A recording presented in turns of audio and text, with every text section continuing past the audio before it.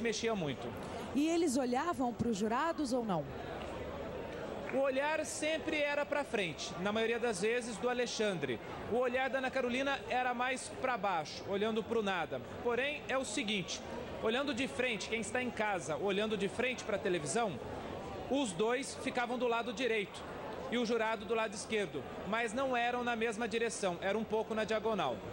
Ok, daqui a pouquinho voltamos então com o Márcio Campos com mais informações. E agora eu gostaria de falar um pouquinho com os nossos convidados especiais que de uma forma ou de outra passaram por isso, passam por isso, e é uma história que marca a vida de qualquer um e jamais essa marca vai sair, jamais. Ota, que acompanhou de perto aí este caso, que passou junto, o Brasil também se emocionou com a tua história, viveu do teu lado e até hoje vive esse luto. Mas você esteve lá no julgamento por 2 dias. Por que é que você foi lá, Ota? Bom, primeira, boa noite, Boa Diana. noite. A gente que sofremos com essa violência, a dor que a gente sentiu, a gente sabia quanto que Ana Carolina estava sofrendo ali, quanto que a família dela estava sofrendo. Então, esse apoio que a gente pode dar, esse amor que a gente pode dar, para ela ficar mais calma, né? Você conseguiu falar com os familiares ou com ela? Conseguiu falar? Consegui. Eu consegui falar com o pai dela na sexta-feira, combinando como que a gente ia fazer na segunda-feira, que seria o primeiro julgamento. Acompanhei o relato da mãe e eu vi que ela estava bem forte, confiante que ia conseguir condenar o casal Mardoni. O depoimento dela realmente foi um depoimento forte. Você assistiu o depoimento dela todo? Assisti. Como mãe, ela viu como que é sofrer, contar a história de tudo aquilo que a filha dela passou.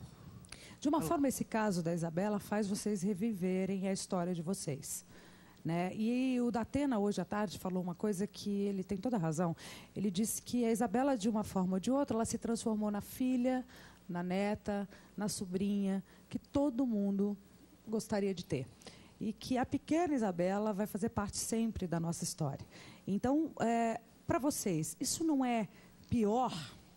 Viver isso de perto? Não sei, eu tenho uma sensação, estou fazendo uma pergunta assim, muito pessoal. Eu não sei se isso não deixa mais ainda a dor de vocês aflorarem, estarem tão perto de um caso como esse. Não. Não, você acha que é melhor até, que melhor, é uma forma de catarse, assim? Melhor. Dá uma sensação melhor? Eu aprendi com meu filho, né? A gente está... O que é nascer, viver, morrer. Ota, como é que ficou a punição dos culpados? Né? Você perdoou, eu lembro desse momento na televisão, aliás, vocês perdoaram em rede nacional os criminosos. Sim. E hoje, eles estão soltos ou não? É aquilo que a gente estava contando, o que é nosso Código Penal, né? Na verdade, eles foram condenados a 43 anos de prisão. Olha lá, tá vendo, doutor Roberto? Eu li hoje em algum lugar que, no caso da Isabela, o casal, se fosse condenado, poderia pegar até 40 anos. Só que com todas as diferenças... Como é que é? Tem uma... Exatamente. Poderia transformar isso numa pena muito reduzida, muito menor. Isso. Eles cumpriram quanto tempo, os criminosos? Infelizmente... cumpriram 7, 8 anos, que isso eu fiquei ainda sabendo por fora, porque nem sabia que estava já em liberdade condicional. Porque aí é onde que a gente fala o que é a nossa justiça.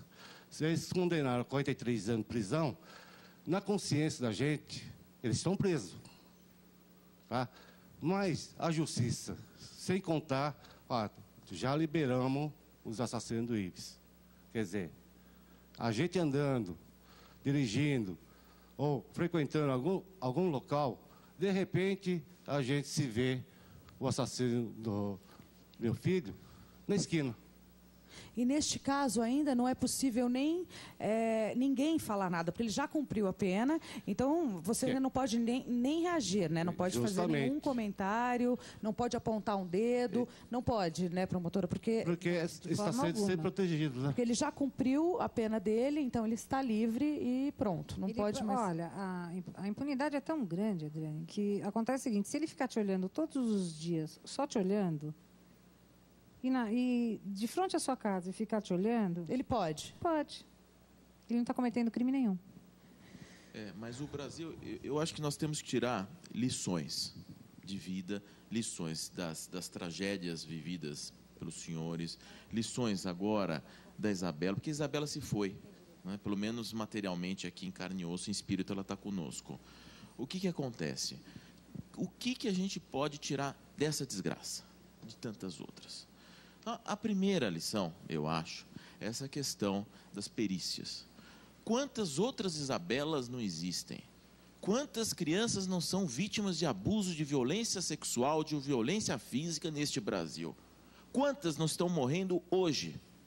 Então, nós temos que, primeira lição, dar uma atenção especial a essas crianças. Porque a violência dentro do lar, dentro de 4 paredes, é difícil de provar porque não tem testemunhas. Daí a importância, que é o segundo ponto, do trabalho da perícia. Neste caso, porque se a criança morreu, e valor também de testemunho de criança não tem valor nenhum, mesmo que sobreviva, é difícil, não é?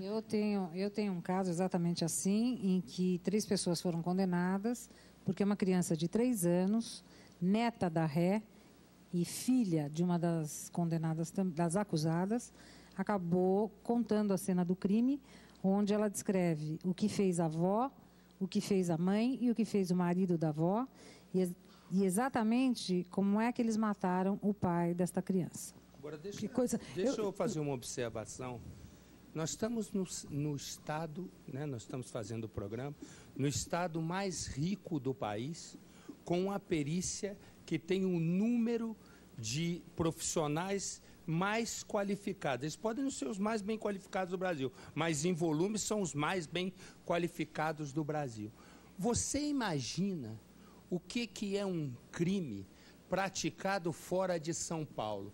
Eu conheço laudos e mais laudos periciais em São Paulo, que são 2 folhas. Por quê? Porque o perito não quis fazer? Não. É porque é humanamente impossível. Não há recurso. Imagina isso ao longo desse país, onde tem lugares, estados que nem perícia tem. Tem 2 pessoas lá sentadas. Mas há uma outra questão que foi o início do programa e que eu insisto, e o Fred Bach, que teve a filha assassinada, cruelmente estuprada, violentada, a menina Liana, com o menino Café, mas ela foi submetida, onde um marginal de última geração fez 18 anos de idade e tem todas as contemplações da lei. Fica num negócio que era a FEBEM, que hoje se chama Casa do sei lá o quê, que só muda o nome, sabe o sofá da sala? Traiu o marido, troca o sofá. E esse sujeito vai voltar para a rua para fazer a mesma coisa. Mais uma vez, voltamos a falar da nossa lei, da nossa Constituição. Não é possível... Não tem nada a ver com o caso, infelizmente. Não é possível... Só para encerrar. Do caso da Liliane, a professora alertou a mãe do Champinha. Disse que, olha, seu filho, ele tem umas atitudes estranhas, você precisa... ver um psicólogo, um psiquiatra, porque ele não está bem. Alertou. E a mãe, eu vi uma reportagem, né? Então, eu acho que nós temos que... Tudo que está acontecendo é o efeito. Nós temos que rever a causa da violência. Nós, na Fundação, trabalhamos esse lado familiar, né? Tudo acontece dentro de uma família desestruturada. Então, eu acho que a gente, além de ficar só vendo o efeito, nós teremos que começar dentro de casa. Mas é uma tarefa difícil essa, né? Mas a gente tem que fazer a nossa parte. Mas que é uma tarefa difícil, mas falando do Brasil, do número de crimes que acontecem nesse país. Se nós queremos que a violência diminui... Não, sem dúvida. Né? A gente tem que fazer a nossa parte, assim como vocês estão fazendo de vocês. É verdade, conscientizando. E também quem trabalha com televisão, trabalha com jornalismo, tem muita gente que questiona, né, fazer tanto alvoroço em cima de uma história tão dolorosa para tanta gente, mas neste caso da Isabela, assim como no caso de vocês, o Brasil todo sofreu junto. E o Brasil não esqueceu. Dizem que brasileiro tem memória curta. Não tem, não. Não tem, não. Esses casos foram pontuais. Aqui, né, por isso vocês estão aí e fizeram a diferença. E continuam fazendo. Mas é um trabalho árduo e que não vai acontecer do dia para a noite essa mudança. Mas eu acho que a primeira mudança que deveria acontecer é na lei. E aí, dá licença, por favor. Assim, a primeira mudança que precisa acontecer, eu acho que foi bem colocado ali, é votar consciente. A gente precisa fazer uma faxina em Brasília, porque está impossível a gente assistir o chiqueiro que está acontecendo em Brasília, roubo de dinheiro de saúde, de educação, e champinhas vão nascer todos os dias se não se investir em educação nesse país de uma forma verdadeira e se mudar a legislação, punindo efetivamente quem tem que ser punido. Olha, eu falo um homicídio que a pessoa fica 8 anos em cana, torna a vida algo sem significado nenhum. É a banalização do valor da vida. A gente tem que punir crimes hediondos de uma forma que seja realmente exemplar para a sociedade. A sociedade não está mais aguentando ver gente sentada aqui nessas condições que nós estamos. Os poucos sobreviventes, porque a maioria afunda de uma forma que acaba com a família inteira. Então aqui você está vendo um grupo de sobreviventes, mas que na verdade são a exceção. O país está dizimando toda a sua juventude através dessa violência, através do tráfico de drogas.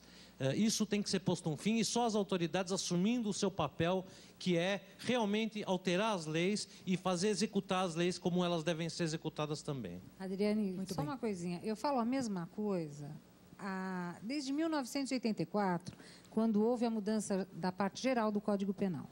Eu venho repetindo em 2.000 plenários, desde aquela época, falando exatamente a mesma coisa. Enquanto não se muda a lei, nós tivemos uma mudança da parte geral do Código Penal, nós somos o único país no mundo, em 591 países, no mundo, que primeiro punimos com regime aberto, regime semiaberto, que é uma invenção brasileira. Por quê? Porque se nós cumpríssemos todos os mandados de prisão que nós temos nesse país, nós não teríamos cadeia suficiente. Está aí hora de privatizar a cadeia, fazer, se quiser, outras medidas de exceção, que eu não sou favorável com a pena de morte, porque dá da morte ser boa, e a gente ainda beneficia o bandido, eu prefiro que ele fique na cadeia mesmo. Vai ir para o céu não ainda. É? Não, se for boa, nós damos um prêmio, pelo amor de Deus. Não é isso. Mas, por exemplo, prisão perpétua...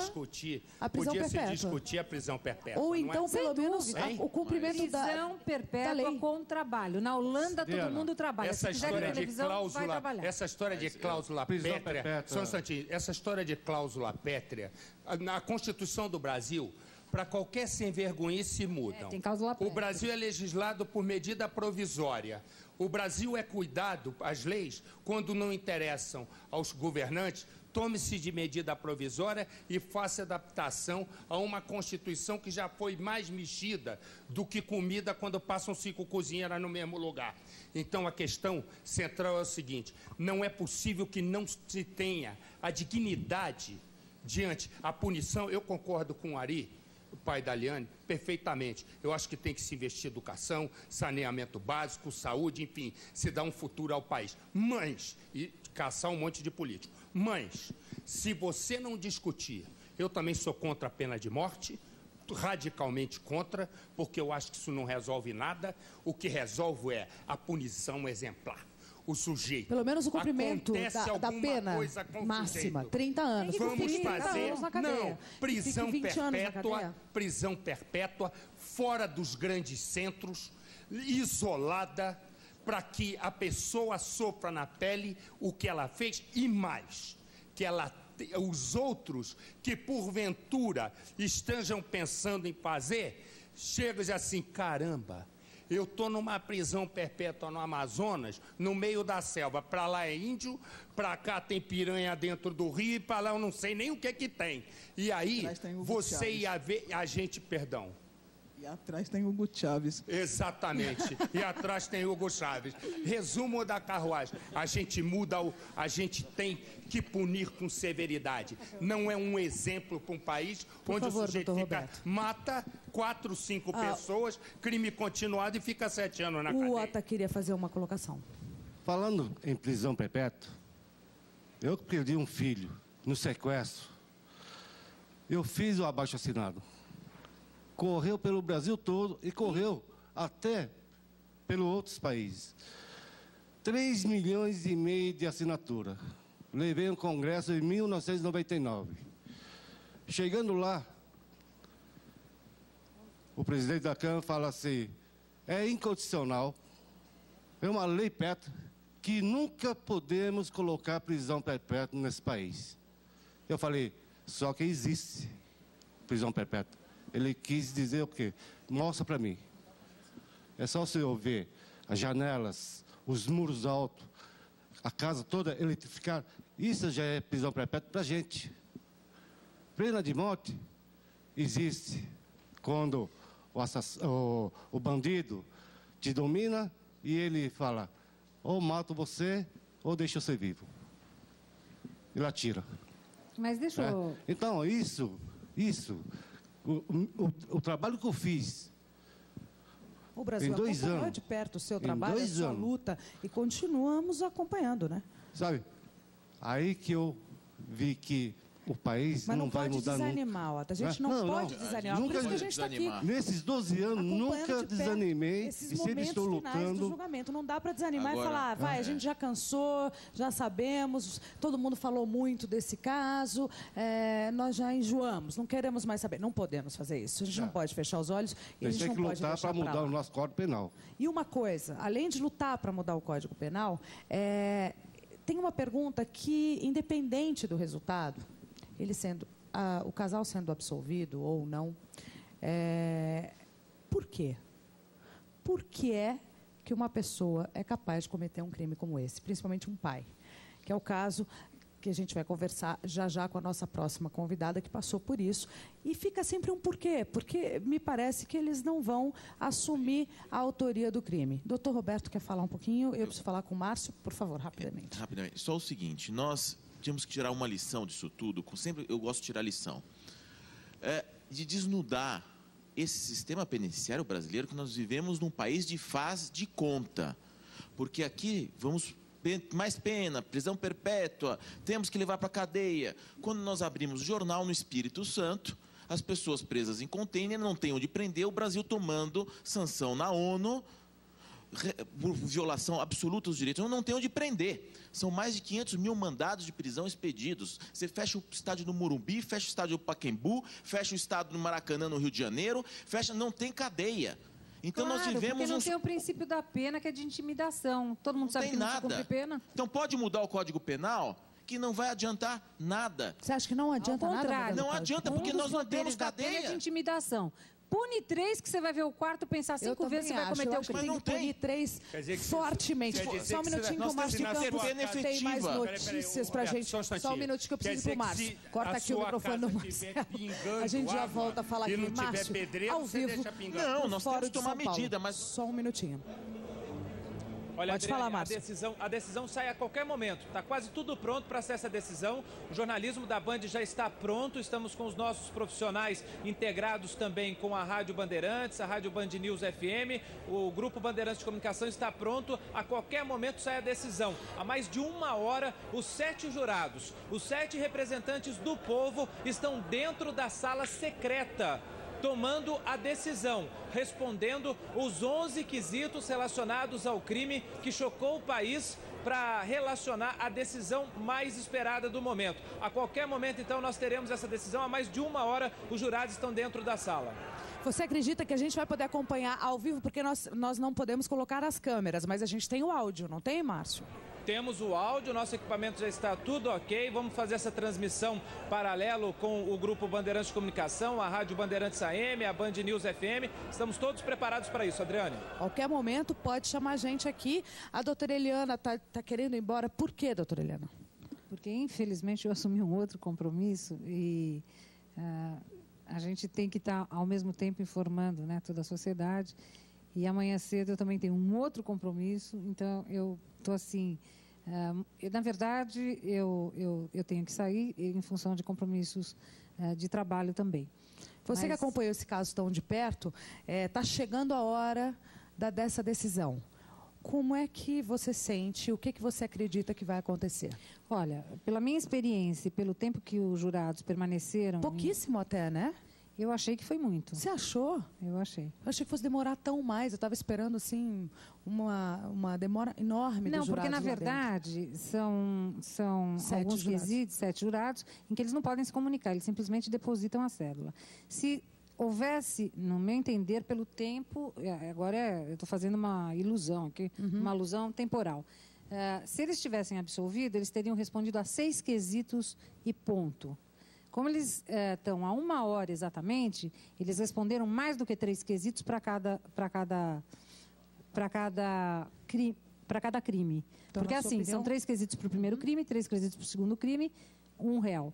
3 quesitos para o segundo crime, 3 quesitos para o primeiro crime, né? Parece que eu estou fazendo exercício de teatro. Para cada 3 para os dois. Exatamente. Ao todo seriam 6 quesitos para o Nardoni, 6 quesitos para Jatobá, se fossem absolvidos. Então, isso se faria em meia hora. Pela sua experiência? Pela minha experiência, como se demorou muito mais do que meia hora, acho que a tua produção está mais bem informada do que eu, não é?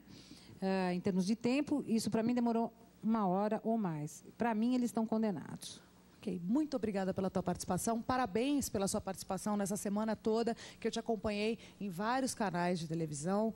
Você foi realmente brilhante, adorei a tua presença aqui. Obrigada. Eu vou para os comerciais e volto rapidinho para te falar como é que anda a nossa pesquisa e te deixar muito bem informado, porque todo o jornalismo da Band está de olho bem aberto. E daqui a pouquinho, o julgamento de Alexandre Nardoni e Ana Carolina Jatobá, tão esperado. Não sai daí, porque são só 3 minutinhos. Tá?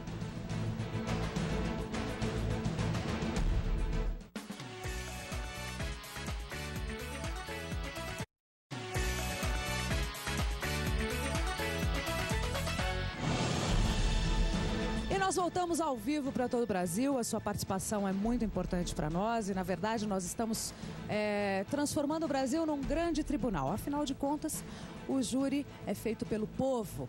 Esse julgamento está acontecendo com a voz do povo. E é por isso que você pode participar aqui do nosso programa de várias maneiras. A nossa linda Nádia está ali acompanhando a pergunta dos internautas. A nossa pesquisa sobre a perícia ficou de que forma, Nádia?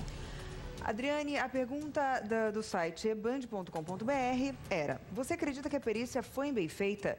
E, incrivelmente, já que estávamos discutindo sobre a qualidade da perícia, 58% acredita que sim, que a perícia foi bem feita e 42% acredita que não. Bem equilibrado que não foi bem feita. né? Foi bem equilibrado. Agora, duas internautas enviaram uma questão muito interessante que talvez o doutor Delmonte possa nos responder. A Zenilda e a Yara, do Rio Grande do Sul, de Santa Catarina, perguntam, aliás, o que acontece se agora, em cima da hora, se eles confessarem?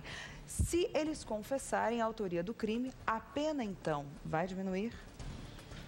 Nessas alturas do campeonato, não adianta nada. Eles já estão sendo julgados, a votação já está encerrada, pelo que nós temos a notícia. Então, agora, Inês é morta, não há o que se fazer.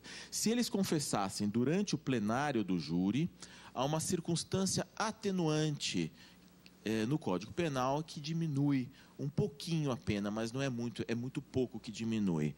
Isto porque eles entendem que a confissão dá uma certeza moral da condenação, os jurados ficam mais tranquilos, a sociedade fica mais satisfeita, no sentido que foi feita justiça, não há um erro judiciário. Você acha possível que o casal tenha mentido para o advogado? Isso acontece, sem dúvida nenhuma.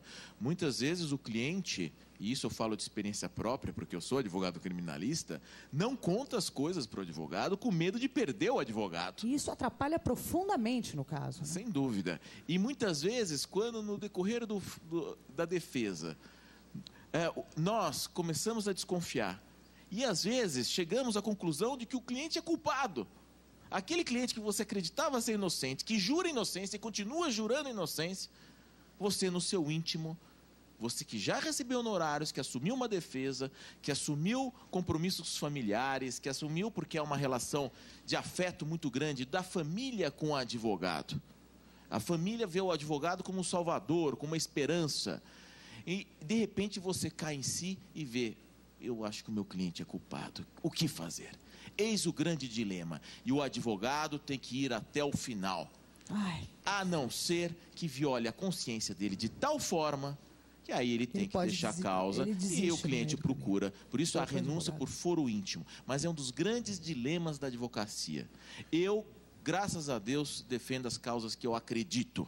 Isso, eu posso fazer isso, mas isso não ocorre com todos os colegas. Muito bem. E ela que está quietinha, mas está aqui atenta, acompanhando tudo. A Kátia Regina Dias Couto, mãe do Pedrinho. Pedro, mas para a gente ficou sempre o Pedrinho na nossa história. Um menino Pedro, de 2 anos, morreu ao ser jogado pela janela pelo pai na Chácara Inglesa, na Zona Sul de São Paulo, em novembro de 2009. O Pedro caiu de uma altura de 18 andares. O pai do menino, Cássio Rodrigues, se jogou em seguida. Kátia, essa história toda é muito próxima da sua história. E eu tinha falado no outro bloco do porquê. Você já conseguiu uma resposta? Boa noite, Adriane. Boa noite a todos. Essa é uma pergunta que eu me fiz por muito tempo. Só faz 4 meses que meu filho faleceu. Eu fico perguntando, questionando o passado, se eu tivesse prestado atenção em alguma coisa, mas nada me fez prestar atenção a ponto de perceber que aquela pessoa ia matar o meu filho. Você nunca notou nada disso? Não, para matar o meu filho não, porque ele tinha uma relação com o meu filho muito estreita. Meu filho olhava para ele, os olhinhos dele brilhavam, falava papai, e vice-versa. Ele era muito carinhoso com o filho, gostava de brincar.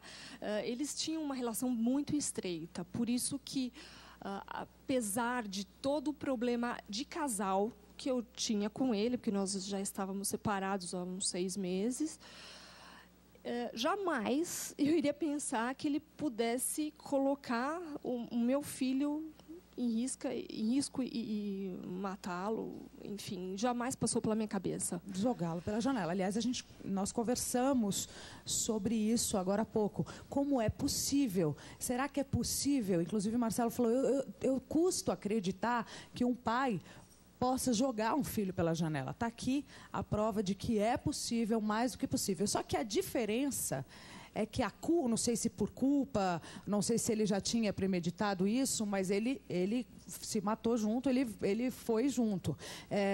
O que a gente esperava, se por acaso o casal realmente for condenado e for provado que o Alexandre fez isso com a filha, a reação dele, que não aconteceu na sequência. Ele viu a filha jogada, aliás, isso caiu muito mal e é difícil da gente acreditar que um pai tenha visto a filha morta, caída no chão e, na sequência, ao invés dele sair correndo ou dele gritar, ter uma reação que qualquer pessoa teria, ele liga para o pai. Ele senta e telefona que ela já estivesse morta, né? Pois não importa. Eu acho que a intenção era ou se jogar também, ou abrir a porta e sair correndo, ou chamar um resgate. Nunca pegar o telefone, que a primeira ligação que o Alexandre Nardoni fez foi para o pai dele. Quer dizer, essa é uma conduta um pouco esquisita e muito diferente do teu caso, que ninguém está questionando aqui e nem justificando, mas o fato é que é uma reação de um ser humano com sangue na veia. Quer dizer, eu fiz uma asneira, mas estou pagando por isso agora imediatamente. O Alexandre teve uma reação de quem não teve sangue na veia, não sei, a sensação que passou para todos nós. Doutor Roberto, você tem essa sensação também? Essa ligação dele para o pai é um pouco esquisita na sequência do crime? São indícios, né? Eu digo que e aí nós teremos o veredito logo, que já está decidido. Mas se não foi ele... Agora, uma coisa que eu me pergunto é o seguinte, nós falamos da perícia, deu mais ou menos meio a meio para a população, achando que a perícia não foi bem feita, mas... Enfim, foi bem feita, 58% acreditou na perícia. A pergunta é a seguinte, ok, está tudo certo. Agora, se não foram os dois... Quem foi? O Gasparzinho é que não foi, né, Essa gente? é a pergunta. Você... Spider-Man, porque ele vem... Pois é, entra você por... tem uma questão... Claro, a defesa Eu sempre acho que andou a na gente saia deve- justa. Se vocês me perdoem, eu acho que a gente deve voltar... O veredito está para sair a qualquer instante. Aliás, eu gostaria até de falar com a Com nossa Márcio. convidada que já foi jurada 2 vezes e você já passou pela sala secreta. Já passou. Já passei.